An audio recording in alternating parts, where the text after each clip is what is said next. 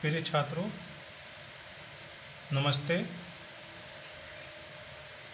आज हम विषय कोड EL 201 के लेक्चर 2 में शेष बचे प्रतिरोध के टर्म्स आदि पर अध्ययन करेंगे। आज क्रिटिकल रेजिस्टेंस के बारे में जानेंगे, नॉइज़ के बारे में जानेंगे, फ्रीक्वेंसी रेंज के बारे में जानेंगे और कलर कोडिंग के बारे में जानेंगे। सबसे पहले क्रिटिकल रेजिस्टेंस RC। यह रेजिस्टेंस का वह मान है जिस पर मैक्सिमम वोल्टेज एवं पावर रेटिंग साथ साथ प्राप्त होती है, यानी पावर रेटिंग और अधिकतम वोल्टेज जहाँ पर हमें प्राप्त हो वह मान क्रिटिकल रेजिस्टेंस RC कहलाता है। एक एग्जाम्पल के तौर पे एक प्रतिरोध का रेटिंग वोल्टेज 500 वोल्ट है, रेटिंग पावर 1 वाट है, तो उसका मान होगा RC बराबर V² बटे P बराबर 500² बटा 1 बराबर 250 मल्टीप्लाई 1000 गुना इक्वल टू होगा 250 किलो ओम। ये क्रिटिकल रेजिस्टेंस का मान होगा एक पर्टिकुलर रेजिस्टेंस के लिए जिसकी वोल्टेज है 500 वोल्ट्स और पावर रेटिंग है 1 वाट। नॉइज असल में एक शोर गुल को दर्शाता है और ये इलेक्ट्रॉन्स की पदार्थ के अंदर यादृच्छिक या रैंडम गति के कारण ये उत्पन्न होता है। ये असल में एक वोल्टेज, रैंडम वोल्टेज होती है जो नॉइज़ उत्पन्न करती है। रेजिस्टेंस का मान बढ़ने से नॉइज़ का मान भी बढ़ता जाता है। तापमान और बैंडविड्थ ऑफ सर्किट के साथ भी नॉइज़ का मान बढ़ता है। तो जिस सर्किट से ये रेजिस्टेंस जुड़ा होता है उसमें ये नॉइज़ उत्पन्न होती है। तापमान द्वारा नॉइज़ का निर्धारण होता है तो उसे हम थर्मल नॉइज़ या जॉनसन नॉइज़ भी कहते हैं।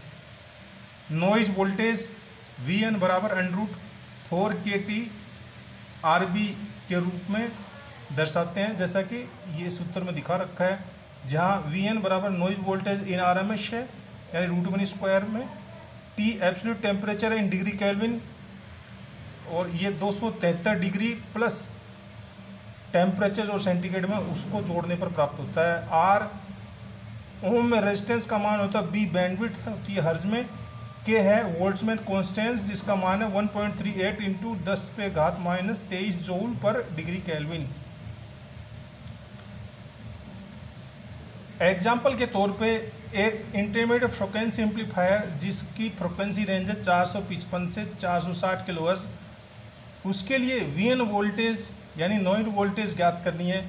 उसका इनपुट रेजिस्टेंस 200 किलो ओम दिया हुआ है और मान लेते हैं इसका एम्बिएंट टेम्परेचर 17 डिग्री सेंटीग्रेड है। तो अगर इसको हल करें तो इसमें दे रखा है R बराबर 200 किलो ओम दिया हुआ है, T का मान 273 डिग्री प्लस 17 डिग्री यानी 290 डिग्री सेंटीग्रेड प्राप्त होगा।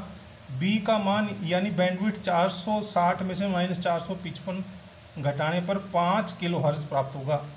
इन मान को इस सूत्र में रखने पर Vn का मान आएगा, Vn बराबर √4 kT RB बराबर √4 K का मान है 1.38 इंटू 10⁻⁻23 गुना T का मान 290 गुना R का मान है 200 गुना 10⁻³ गुना बैंडविड्थ B का मान है 5 गुना 10⁻³ तो ये सभी को अगर इस सॉल्यूशन को हल करते हैं तो ये Vn का मान था 4 गुना 10⁻⁻6 वोल्ट्स यानी 4 माइक्रो वोल्ट नॉइज़ वोल्टेज प्राप्त होती है।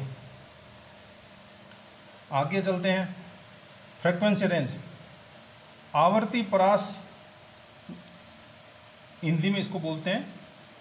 प्रतिरोध निम्न आवृत्ति पर शुद्ध प्रतिरोध की भांति कार्य करता है तथा उच्च आवृत्ति पर कैपेसिटी या इंडक्टिव इम्पीडेंस की तरह व्यवहार करता है। यानी अगर फ्रिक्वेंसी का मान कम होता है तो रेजिस्टेंस की तरह बिहेव करेगा, अगर रेजिस्टेंस कैपेसिटिव इंडक्टिव के रूप में काम कर रहा है तो वो उच्च आवृत्ति के ऊपर होगा, यानी उच्च आवृत्ति पर कैपेसिटिव इंडक्टिव इम्पीडेंस की तरह बिहेव करेगा। जिस आवृत्ति तक प्रतिरोध एक शुद्ध प्रतिरोध की भांति रहता है वह फ्रिक्वेंसी परास या फ्रिक्वेंसी रेंज कहलाती है। नीचे चित्र में इसी चीज को दर्शाया गया है। लो फ्रिक्वेंसी पर रेजिस्टेंस सिंपल एक रेजिस्टेंस की तरह बिहेव करता है, जबकि हाई फ्रिक्वेंसी पर यही रेजिस्टेंस इस तरह बिहेव करता है जैसे ये सर्किट दिखा रखा है। जैसे आर सीरीज में जुड़ा हुआ है इंडक्टेंस और पैरेलल में इसके जुड़ा हुआ है एक कैपेसिटेंस। तो ये कंप्लीट एक हाई फ्रिक्वेंसी पर इक्विवेलेंट सर्किट है एक रेजिस्टेंस के लिए, यानी वही रेजिस्टेंस लो आवृत्ति पर इस तरह का काम करता है और हाई आवृत्ति पर इस तरह का काम करता है। ये एक टैंक सर्किट का निर्माण कर रहा है, यानी आर एल सी का कॉम्बिनेशन इसमें प्रदर्शित हो रहा है। अगर उदाहरण के तौर पे देखें, एक प्रतिरोध की उच्च आवृत्ति गुणधर्म एक शुद्ध रेजिस्टेंस के लिए कब होता है, जब फ्रिक्वेंसी का मान 100 किलोहर्ट्ज से नीचे हो, यानी 100 किलोहर्ट्ज से नीचे की फ्रिक्वेंसी पे रेजिस्टेंस शुद्ध रेजिस्टेंस की तरह व्यवहार करता है। जबकि फ्रिक्वेंसी का मान 100 किलोहर्ट्ज से 50 किलोहर्ट्ज के बीच में उनके बराबर हो तो सेल्फ कैपेसिटेंस के रूप में काम करेगा। अगर फ्रिक्वेंसी का मान 50 मेगाहर्ट्ज से 100 मेगाहर्ट्ज के बीच में फ्रिक्वेंसी होगी तो रेजिस्टेंस इंडक्टेंस की तरह बिहेव करेगा। कैपेसिटेंस प्रभाव का मतलब होता है चार्ज ग्रहण करने की क्षमता, इकट्ठा करने की क्षमता। इंडक्टेंस का मतलब उसमें विद्युत चुंबकीय प्रभाव उत्पन्न हो जाता है, वो इंडक्टिव इफेक्ट कहलाता है रेजिस्टेंस के अंदर। वायर बाउंड रेजिस्टेंस में इंडक्टिव इफेक्ट बहुत ज़्यादा होता है, यानी चुंबकीय प्रभाव ज़्यादा उत्पन्न होता है उच्च आवृत्ति पर। अतः हाई फ्रिक्वेंसी एप्लीकेशन में वायर बाउंड रेजिस्टेंस को प्रयोग में नहीं करते। शोल्डर एबिलिटी, ये भी एक गुण है रेजिस्टेंस का। जब प्रतिरोध पर सोल्डरिंग की जाती है तो उच्च तापमान वृद्धि से रेजिस्टेंस का मान बदलता है, जिसे हम डेल्टा आर बटे आर द्वारा व्यक्त करते हैं। यानी जब सोल्डरिंग करते हैं तो सोल्डरिंग आयरन गर्म होती है और उस गर्मी की वजह से तापमान रेजिस्टेंस का बढ़ जाता है, जिससे ये इस तरह हम सोल्डरेबिलिटी को दर्शाते हैं डेल्टा आर बटा आर, जहाँ डेल्टा क्या है, तापमान में वृद्धि के कारण आर के मान में जो बदलाव हुआ, चेंज हुआ, वो है डेल्टा आर। तो डेल्टा आर बटा आर क्या कहलाता है, सोल्डरेबिलिटी कहलाती है। कलर कोडिंग,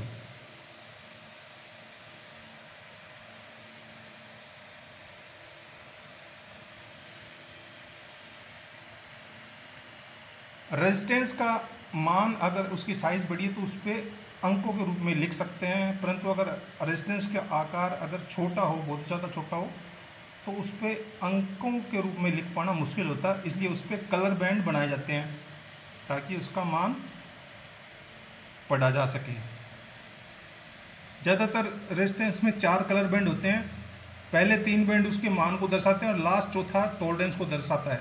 यानी पहला, दूसरा, जैसे यहाँ इसमें दे रखा है चित्र में, पहला बैंड एक अंक को दूसरा दूसरे अंक को बताता है, तीसरा मल्टीप्लायर जो 10 पे घात जो आएगी उसको दर्शाता है, चौथा जो बैंड होता है वो टॉलरेंस को प्रदर्शित करता है। रेजिस्टेंस पे कलर बैंड को जहाँ एंड के पास होता है वहाँ से गिनना स्टार्ट करते हैं, यानी इधर से हम गिनना स्टार्ट करेंगे। अब यहाँ से देखो एंड से ये कलर बैंड दूर है, इसलिए इधर से नहीं गिनती करेंगे। हम गिनती कहाँ से करेंगे, जहाँ कलर बैंड एंड के ज़्यादा नज़दीक है वहाँ से हम पहला नंबर वहीं से चालू होगा।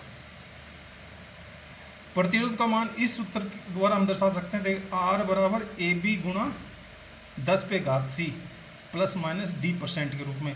यहाँ ए पहला बैंड को कलर को बता जाता, दूसरा पहले कलर ए असल में पहले बैंड के डिजिट को दर्शाता है, बी दूसरे बैंड की डिजिट को दर्शाता है, सी यहाँ तीसरे बैंड की डिजिट को दर्शाता है, डी यहाँ चौथे बैंड की डिजिट यानी अंक को दर्शाता है। यदि थर्ड बैंड गोल्ड या सिल्वर कलर में हो, गोल्डन कलर या सिल्वर कलर हो, तो मल्टीप्लायर जो चौथा बैंड है वो तीसरा बैंड है वो 0.1 या 0.01 होगा। कलर बैंड को याद रखने के लिए सूत्र नीचे दिया गया है। इस सूत्र के अनुसार क्या लिखा है, B Roy of Great Britain has very good white, जहाँ पर बी, पहला बी 0 को दर्शाता है, दूसरा बी 1 को दर्शाता है, आर 2 को, ओ 3, वाई 4, जी 5, बी 6, वी 7, जी 8 और डब्ल्यू 9 को दर्शाता है। यानी ये कलर्स को इंडिकेट करते हैं, अलग अलग कलर्स को। जैसे इस चित्र में इसमें नीचे आप दर्शा रखा है, पहला बी ब्लैक है, दूसरा ब्राउन है, फिर रेड, तीसरा जो ओ है वो ऑरेंज, वाई येलो, जी ग्रीन, बी ब्लैक ब्लू और 7 वी वॉयलेट, जी ग्रे और डब्ल्यू वाइट, जो 9 को इंडिकेट करता है। और इनके मल्टीप्लायर भी साथ इसी नंबर से होते हैं।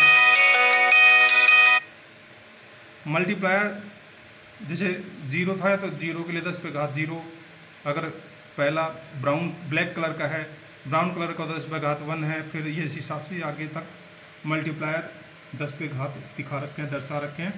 गोल्डन और सिल्वर कलर के लिए 0.1 और 0.01 दर्शा रखे हैं। नो कलर के लिए कोई मल्टीप्लायर नहीं है। टॉलरेंस ब्राउन के लिए +1%, जो चौथा बैंड होगा उसके लिए, मल्टीप्लायर तीसरा बैंड होगा। रेड अगर कलर चौथा तो ±2% होगा, और अगर गोल्ड कलर है तो +5% होगा, सिल्वर कलर है तो +10% टॉलरेंस होगा, और नो कलर हो तो ±20% टॉलरेंस को प्रदर्शित करेगा। तो ये था कलर बैंड को प्रदर्शित करने का तरीका। इसके आगे फिर रेजिस्टेंस की डिजायर्ड वैल्यू में प्राप्त करनी होती है तो हम पैरेलल या सीरीज में रेजिस्टेंस को जोड़ते हैं। तो सीरीज में यहाँ पर ये दिखा रखा है जोड़ना, रेजिस्टेंस, एक पर्टिकुलर रेजिस्टेंस हायर रेजिस्टेंस प्राप्त करना है। तो यहाँ पर आरटीएस ये इस और इस सिरे के बीच में प्राप्त होता है। आरटीएस बराबर R1 R2 R3 RN का जोड़ है। अगर प्रत्येक रेजिस्टेंस R हो तो NR इसका मान होगा। और इन सिरों पर, इन दोनों सिरों पर जो रेजिस्टेंस जुड़ा हुआ है ये लगातार सीरीज में, वैसे ही वोल्टेज भी यहाँ होगा। जैसे V1 V2 V3 V4 चारों वोल्टेज को हम जोड़ेंगे, टोटल वोल्टेज इन दो पॉइंटों के बीच में प्राप्त होगी इस सूत्र के अनुसार, जैसा कि ये सूत्र में दिखा रखा है। पैरेलल में हम रेजिस्टेंस को जोड़ेंगे, जैसे दो जोड़ रखा है इसमें R1 R2 R3 R4 RN, parallel में जुड़े हैं सभी। और पैरेलल में जुड़े तो रेजिस्टेंस के सिरों पे जो वोल्टेज है वो ही टोटल इसका वोल्टेज होगा। सिरों पे जो वोल्टेज है रेजिस्टेंस के, वही वोल्टेज हर रेजिस्टेंस के ऊपर होगा, और वो Vmax RCWVO फिर रजिस्टर के रूप में प्रदर्शित, यानी रेटेड कंटिन्यूस वर्किंग वोल्टेज के रूप में प्रदर्शित होगा। यहाँ पर देख रहे हैं कि हर रेजिस्टेंस के सिरे पर जो वोल्टेज है उतना ही वोल्टेज इन सिरों पे मिलेगा, फाइनल सिरों पे। वैसे ही एंड सिरों पर, यहाँ पर जबकि सभी वोल्टेज जुड़ते हैं, जबकि यहाँ वोल्टेज जुड़ते नहीं, एक जो सिरों पर वोल्टेज है वही वोल्टेज प्राप्त होती है। पर हाँ, यहाँ पर पैरेलल रेजिस्टेंस जो टोटल आएगा वो इस सूत्र द्वारा होगा, जैसे ये दिखा रखा है 1/R TP बराबर 1/R1 plus 1/R2 plus 1/R1 बराबर, अगर हर रेजिस्टेंस R है के बराबर है तो N/R के सूत्र द्वारा होगा। और इसको हम RTP को R total resistance for parallel बराबर, ये इसका मतलब क्या है, RTP का मतलब resistance total when in parallel connected, यानी P पैरेलल को इंडिकेट करता है, तो RTP बराबर R/N को दर्शाता है। ये हमने दो तरीके बताए, सीरीज और पैरेलल में रेजिस्टेंस। अगर रेजिस्टेंस का मान बढ़ाना है तो सीरीज में जोड़ेंगे, रेजिस्टेंस का मान घटाना है तो हम पैरेलल में जोड़ के रेजिस्टेंस का मान निकालेंगे। ये तो था रेजिस्टेंस की टर्म्स और कलर कोडिंग। अब मैं आपको एक असाइनमेंट दे रहा हूँ, इसी में साथ में इस असाइनमेंट को आप सभी को घर पे करना है। और इस असाइनमेंट नंबर 1 इसको नाम दिया गया है, आज 15 जुलाई है उसके अनुसार, और इस असाइनमेंट में 10 नंबर का रखा गया है। तो आप इस असाइनमेंट के जो प्रश्न है, 4 प्रश्न दे रखे, इनको उतार लेना और इसका उत्तर लिखना एक पन्ने के ऊपर और उसकी फ़ोटो खींच के फिर मेरी मेल आईडी ऊपर लिखी है मैंने यहाँ पर, ratiram47@yahoo.in पर मेल करेंगे इसकी फ़ोटो खींच कर। अगर जब आप सूत्र सारे हल कर लोगे इन प्रश्नों को तो एक पन्ने के ऊपर उसकी फ़ोटो खींच के इस पर भेजोगे, तो इसके आधार पे आपका उपस्थिति होगी और मार्क्स दिए जाएंगे इस असाइनमेंट के। सभी बच्चे इसको करेंगे, इसमें जो बच्चा नहीं करेगा उसको एब्सेंट लगेगी और नंबर भी नहीं मिलेंगे। Thank you.